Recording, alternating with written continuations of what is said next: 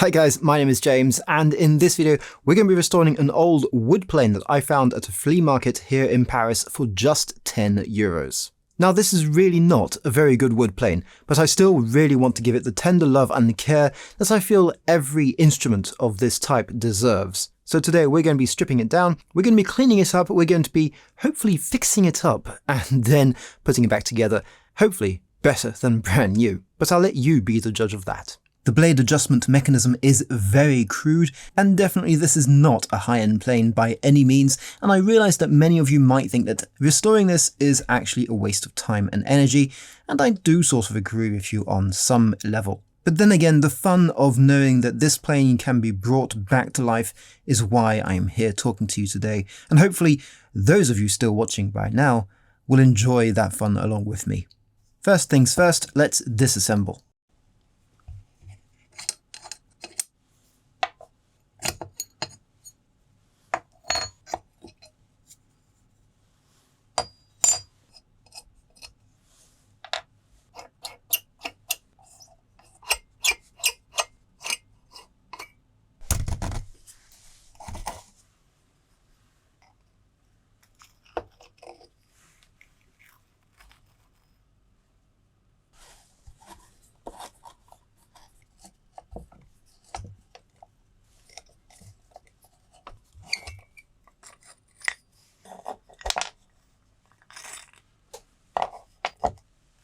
So the plane has been broken down into its basic elements. You've got the base of the plane, or the plate, as well as the integrated frog. The frog is this area here, which usually comes separate and enables you to have more control on how to adjust it, which also shows the poor quality of this plane. You've then got the blade. You have the chip breaker, which does exactly as it says. It breaks up the chips of wood. You have the screw that holds the blade and the chip breaker together, as well as the screw that helps to adjust the tightness of the chip breaker against the blade. You then have the left and right adjustment screws for the height and lateral movement of the blade. Finally, you've got the front handle with its appropriate screw, as well as the back handle, which also has a set of 2 screws. Next up are going to be the handles, and I can tell you right now, these are going to be a pain. I don't have jigs or power tools that will help me here. I could try and make one for the front knob, but to be honest, I think I'm just going to do it all by hand with sandpaper. It's going to be long, tedious, but hopefully it will work, and if it doesn't work, I'll just have to think of something else.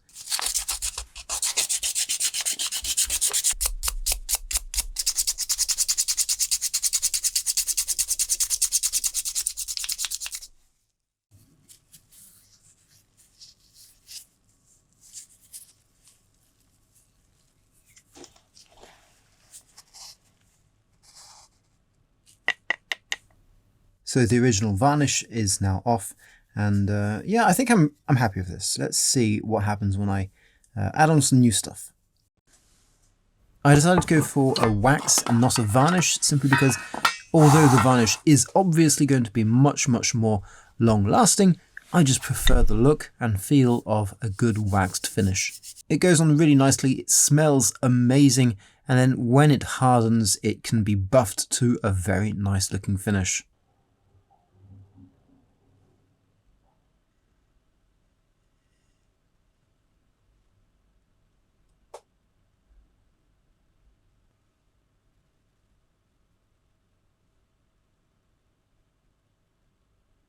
The first element I want to take care of is going to be the base of the plane, or the plane plate, or frog. It depends which element you want to consider to be whatever this is. This is where most of the work is going to have to be done, and we'll start off by cleaning it, then taking off any paint that is on here, and we'll be repainting this, and then making sure that all the surfaces are really nice and level.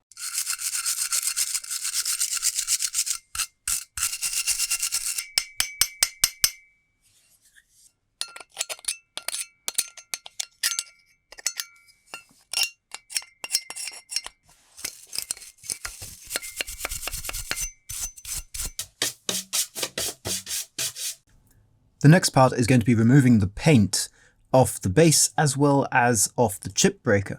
And to help the gel really get into the surface of that paint, the first thing I want to do is scrape it up using a bit of sandpaper, in this case emery paper, just to make sure that it gives the gel of the paint remover enough adherence to the material to actually get in there and start doing its work.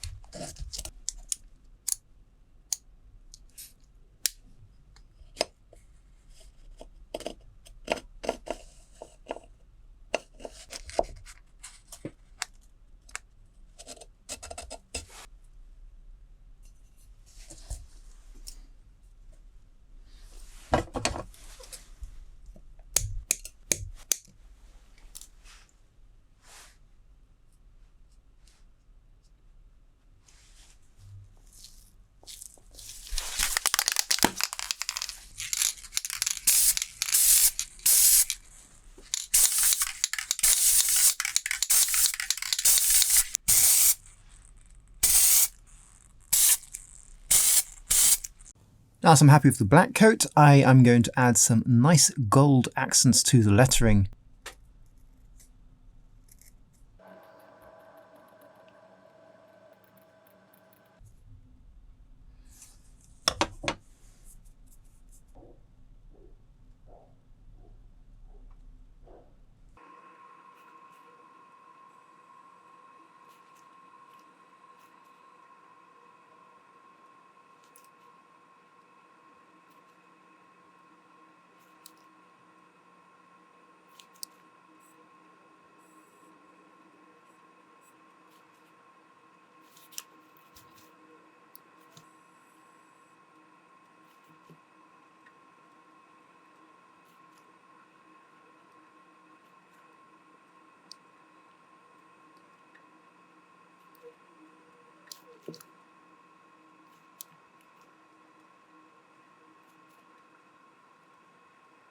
Yeah, it turned out pretty good actually. That very first M could be slightly better, but apart from that, I am surprisingly happy with how it turned out.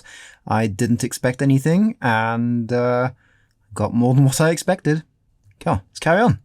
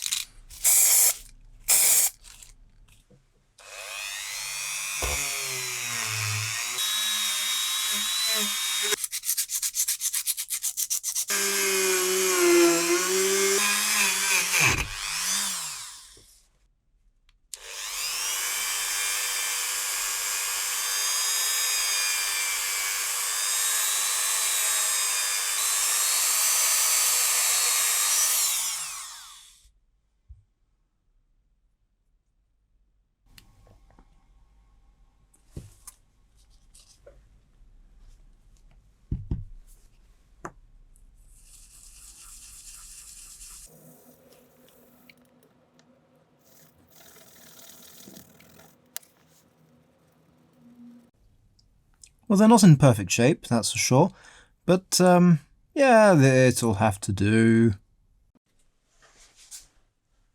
This is a printer's block, and it's used in printing for basically whenever you need a really flat surface. And this is what I'm going to be using now to take care of the blade.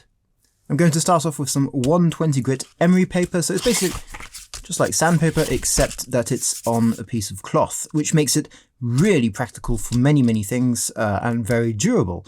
Yeah, let's give it a go.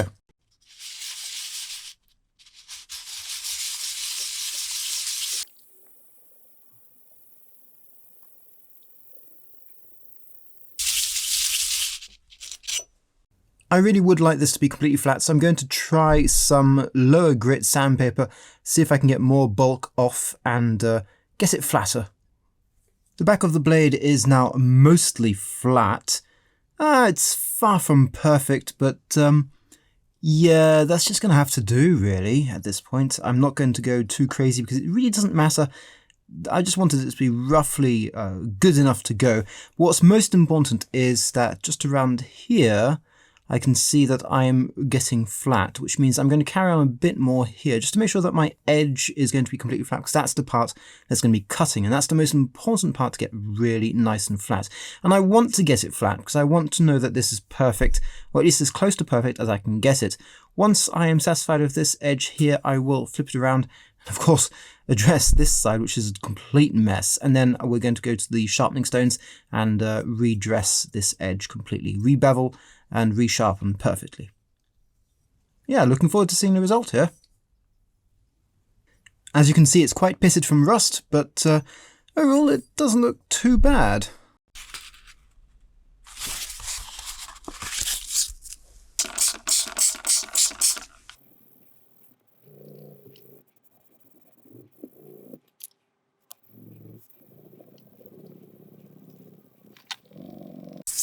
So what I'm doing is I'm trying to keep the blade as flat as possible against the sandpaper. The reason being, when I start making those bevels on the other side, which is the side facing you right now, I want to make sure that the back side, which is the side that will be on top once it's in the plane, is completely flat. What I'm looking for really are any irregularities in the way the blade is meeting the sandpaper. I want to make sure that all across this edge, everything is getting polished. For example, I can see here that there are some low spots or high spots, depending on your point of view, which aren't actually touching the sandpaper. But that's fine, as long as the blade portion at the top is. I would like it to go slightly further, but at this point I feel like I'm reaching the law, or the point of diminishing returns, so I think that this is more or less where I'm going to leave it before starting the final sanding, which is more a final polishing and grinding on the whetstones. There are some truly wonderful tutorials about how to bevel or how to sharpen planes, so I'm not going to go into that type of detail right now. I am using a Veritas guide here, and it is set at 25-degree angle, which is what I want to sharpen this one. I'm also fortunate to have some really nice Shapton stones, and I will start with the 500 grit here and then move on to 2000 and then 16,000, and that should give me a wonderfully sharp blade.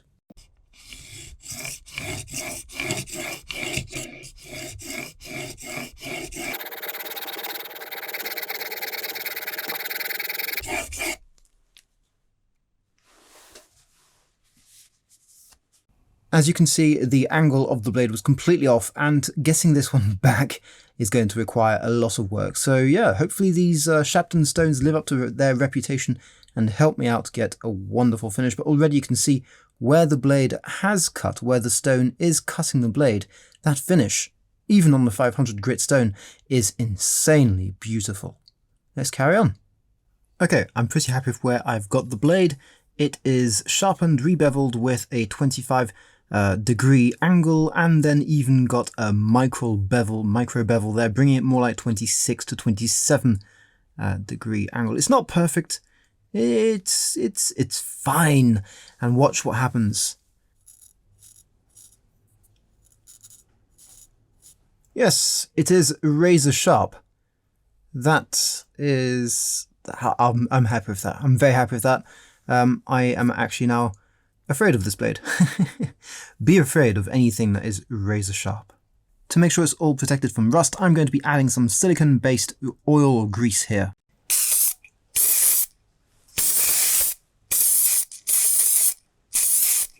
To protect the paint, I'm going to be adding this translucent enamel, which in theory is a matte finish and should help really make sure that that paint doesn't get scratched as easily as it would right now.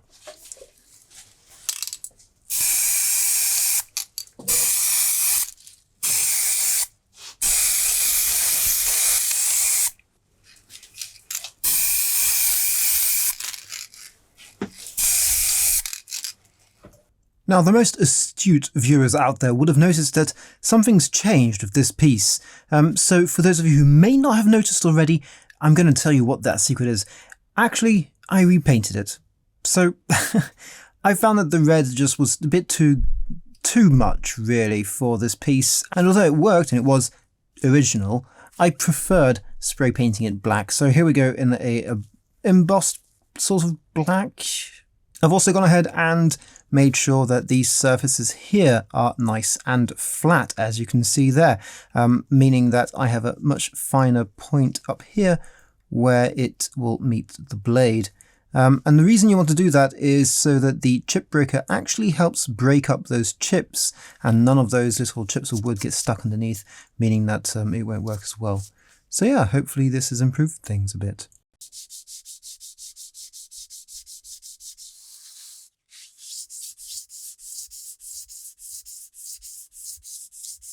All the pieces are now clean. They've been oiled, they've been protected, they've been painted. I am ready for the most exciting part, which is the rebuild.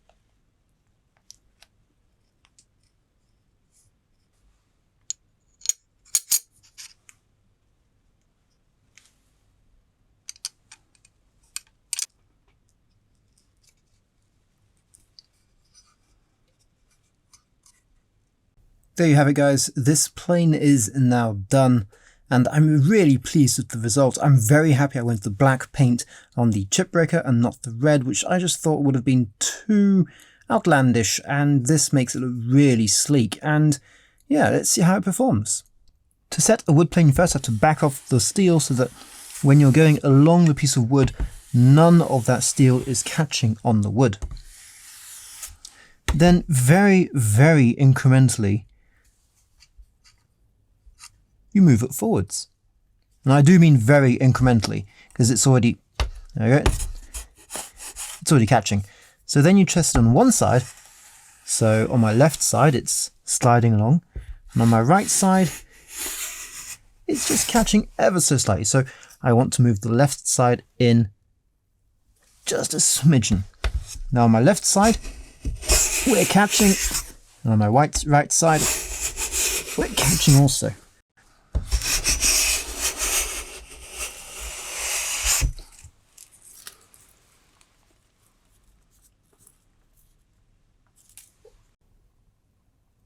This adjustment system is a very old-fashioned one, and certainly not the most useful and or up-to-date, but it can still be used, and it still works fine, and sure, it's very cheap, but I do like the final look.